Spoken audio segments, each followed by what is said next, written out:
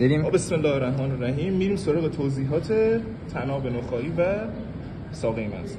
خب ببین آقا جان، در ادامه شیار میانی نخا میرسیم به چی؟ میریم به ساقه مغز میرسیم که شامل بصل النخاع، پول و مغز میانی هستش.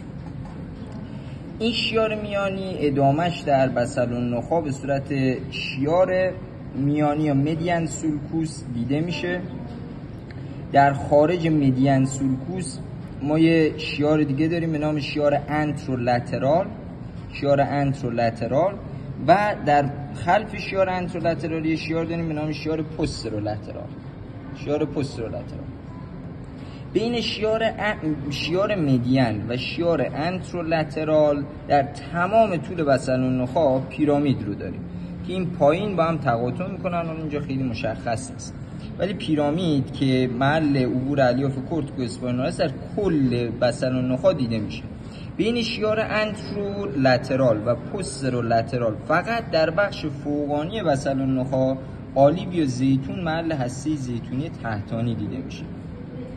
در خلف شیار پوسترولترال توبرکلوم سینریوم محل هسته این قسمت خلف شیار پوسترولترال توبرکلوم سینریوم محل هسته حرکتی زوج 5 دیده میشه.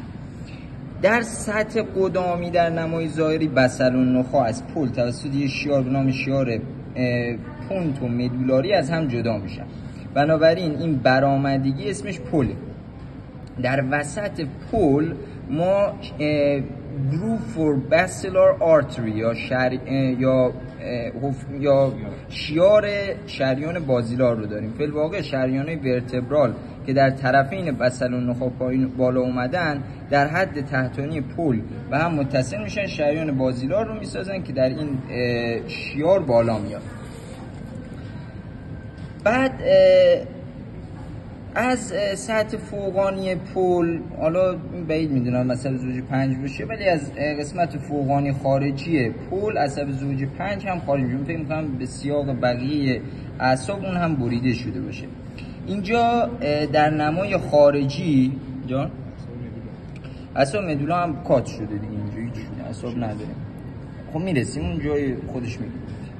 در نمای خارجی پایک‌های مخچه رو می‌بینیم، پایک فوقانی، میانی، تحتانی، پایک فوقانی. البته پایک فوقانی بس این باشه که از مغز میانی میاد و اینم پایک میانی که از پل مغزی میاد. پایک تحتانی هم گفتیم از بصل النخاع میاد. بالاتر میرسیم به مغز میانی. مغز میانی در این سمت تخریب شده، ولی در سمت چپ همونطور که مشاهده میکنید شامل چند بخش هستش. یه بخش تکتوم داره در ادامه حالا به سطح خلفی میرسیم، ولی در ادامه سنترال کانال در نخاع وقتی میریم به سمت بالا در این وسط مغز میانی سربرال اکواداکت آف سیلویوس رو میبینیم. یعنی اینجا که حالا با اینکه چون تخریب شده این سمت کامل و مجرا نمیبینیم، ولی خب در وسط مغز میانی همونطور که از سطح فوقانی مشاهده میکنیم مجرای سیلویوس رو مشاهده میکنیم، سیلویان رو مشاهده میکنیم. خلف اون میشه تکتوم مغز میانی که این برجستگی های اینفریور و سوپریور کولیکولوس در اونها برجسته تحتانی و فوقانی دیده میشه در تکتوم. خلاصه پس در خلف این مجرای مرکزی مجرای سیلویان تکتوم رو داریم شامل اینفریور و سوپریور کولیکولوس، حالا در سطح خلفی هم بهش میپردازیم. و در جلوی مجرای سیلویوس سربلار پدانکل رو داریم، سربرال پدانکل سر پایک مخی یا پایک مغزی رو داریم که خودش شامله. ببینید قشنگ این ماده سیاه نشان دهنده سابستانشیا نیگراست.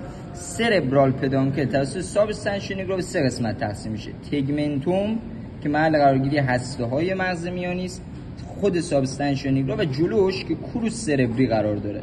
کروس سربری یا پایه مغزی محل عبور الیاف کورتیکو اسپاینال است. پس بالواقع الیاف کورتیکو اسپاینال که از اینترنال کپسول اومدن میان در کروس سربری، در پل و نهایتاً پیرامید به نخاع میرسن، تقاطع میکنن.